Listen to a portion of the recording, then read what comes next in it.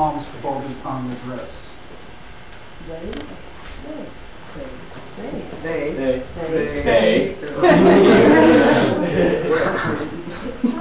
They're keeping them rested again. Bad one, Kathy. The last circumambulation, they leave him and go to the place between the font and the small altar.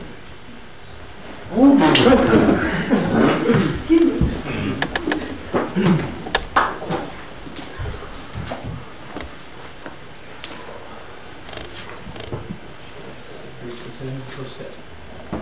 I have a question at this point. Me too. I've heard, we've always done it like this. I've also heard palm to palm. What, any way you want, or? Again, The way in New York they do it palm to palm with the other people. Is it We always do easier? it this way. Like Is this? it easier to keep your arms up like that? I mean, seriously, you have each other to support each other. Cool idea. No, Yes, to unify the You can congregation. always do it like this. We've been known to. I go into some depth on the symbolism of this particular gesture in there.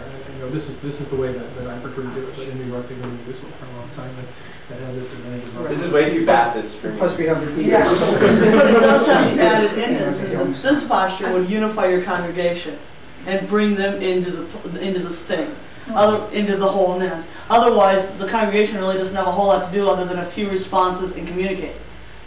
They have a lot to do. That's true. Really, I mean, the congregation, as far as the responses, is actually quite a major thing. It's very important, and it adds a lot to the performance of the priest and priestess. And as well, the congregation can occupy themselves in the visualizations. All the crosses that are made, they can help visualize the crosses and the other signs. Assumption of God. A number of other things that the congregation can do. The congregation should definitely not be passive in any case. What we really want to do is be very open. You know, the thing is, I don't see any reason why you need to do it the same way every time as far as this goes. I think you should feel free to experiment with it. What are the reasons of doing this other than uniting the congregation? What they call the passing pulse. Okay. You know, and just engage to the unity and plus the circle to develop, so the emotion development. So can I just, but isn't the posture, isn't that a specific Egyptian god form, whereas when it says seated as gods, I assume that it referred to a god form, because this is one. I don't know of any Egyptian god What one is forms. it specifically? Kadosh, isn't it? Oh, Kaddish? Yeah, isn't Okay. Well, yes. It's also, though, I mean, this is also the Anjali Mudra, okay, the Namaste Mudra, you know, where it's, yeah. it's this way done to greet an equal, it's this way done to greet a lover, this way done to greet a teacher, this way done to greet a divinity. Oh, no, I did not know that. What is it So I called? like this, the Anjali Mudra. Do you have any preference on standing up or on your balls? Upright or back in the body. I think that I like to depends see if the you're congregation raised open the same Catholic. way. Yeah, but even the raised Catholics have the things to kneel on. You know, they're not. That's what I said, we need kneelers. My problem is, yeah, we've talked about using pretty loose. I guess you just thought, isn't it? Mine's the first step of the altar.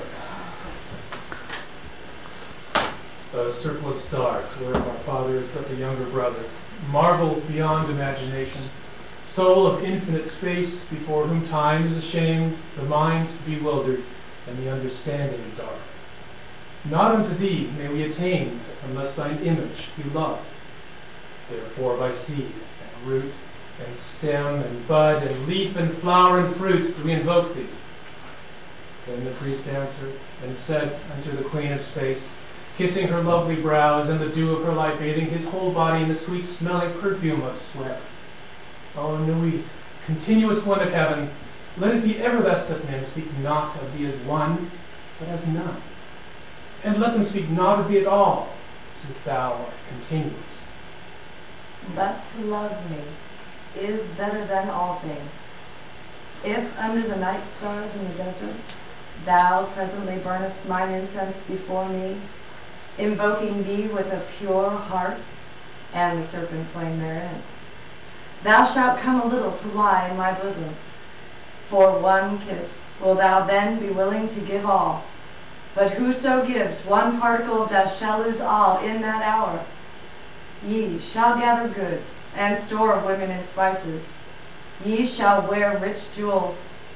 Ye shall exceed the nations of the earth in splendor and pride, but always in the love of me. And so shall ye come to my joy. I charge you earnestly to come before me in a single robe and covered with a rich headdress. I love you. I yearn to you, pale or purple, veiled or voluptuous.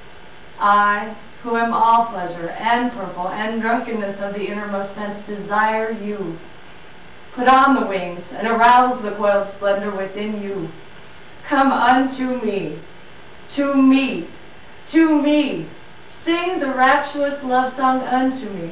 Burn to me perfumes, wear to me jewels, drink to me, for I love you. I love you. I am the blue-lidded daughter of sunset. I am the naked brilliance of the voluptuous night sky. To me, to me.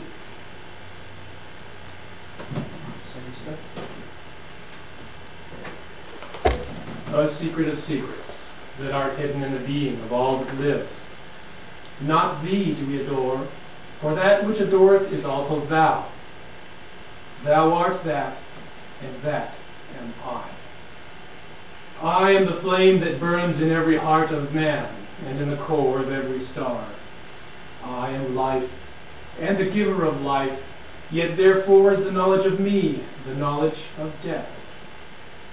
I am alone. There is no God where I am. We can all rise to our feet with the hands. We, O my people, rise up and awake. The rituals we write and perform with joy and glee. Rituals of the elements and feasts of the tongues. Feast for the first night of the prophet and his bride.